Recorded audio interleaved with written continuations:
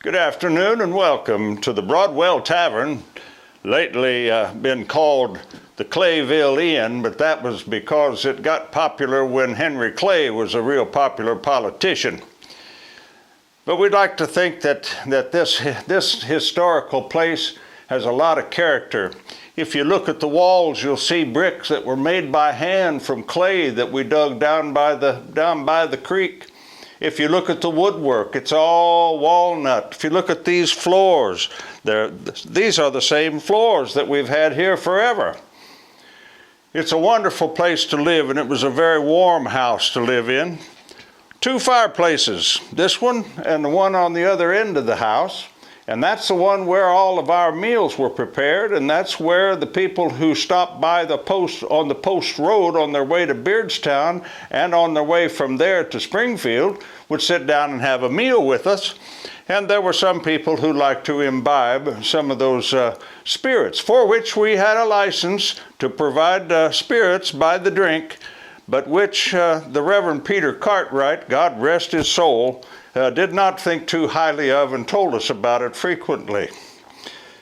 The registry that you see here is not the same one that we used.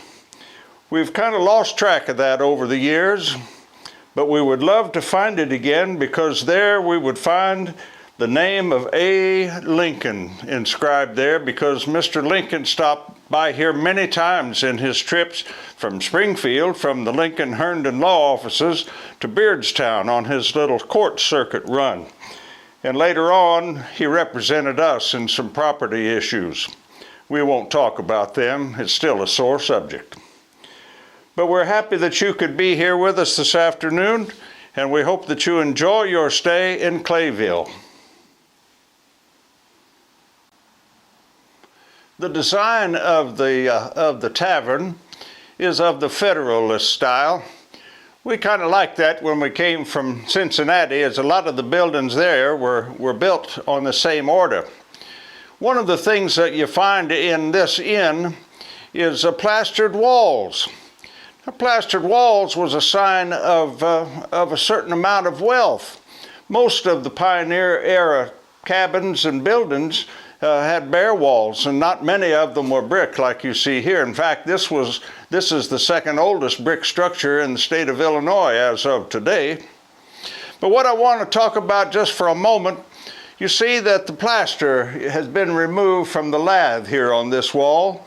Once upon a time, all the walls looked like this. But one of the unique things about plastered walls in those times was that the plaster was mixed with horsehair. The horsehair gave it a unique strength and workability, so that when you walked into a building that had this horsehair plaster over the lath, you could tell in an instant that that's what had been used. Now, it wasn't a bad smell, but it was a unique smell. Now, if you'll just wander with me for a moment into the sitting room. This room was put together for my dear wife, Jane. Jane loved to have a sitting room, and so this is what this was, her sitting room. And it was also a very warm room on account of this fireplace. There are 4 of them downstairs. Many people staying at the inn over the years were quoted as saying it was one of the warmest places they'd ever stayed during the winter months. But this was Jane's favorite room. She would come and sit here on occasion. If we had special guests, we would have our dinner here. And you'll notice again, the walnut. This is not something that came along after we built the inn. This is something that was designed and built with native walnut from the place where you are standing right now. So this was the sitting room. We had a lot of very fond memories associated with this sitting room. Many people would say that this was the most important room in the house. And why would they say such a thing? Well, this is the kitchen.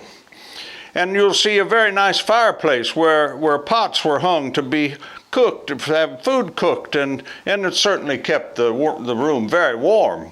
But you'll also notice here there's a brick oven. The brick oven has been used since 1824, and if we wanted to fire it up today, we could bake bread in that little oven, and it's a wonderful, functional thing that more houses ought to have these days.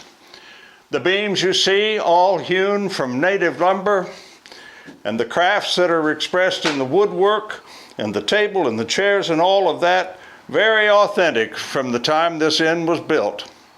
1824, almost 200 years ago, and it's standing still. Quite a testimony to Moses Broadwell and his son John and those craftsmen they hired to build and to help build this wonderful building. Glad you enjoyed it.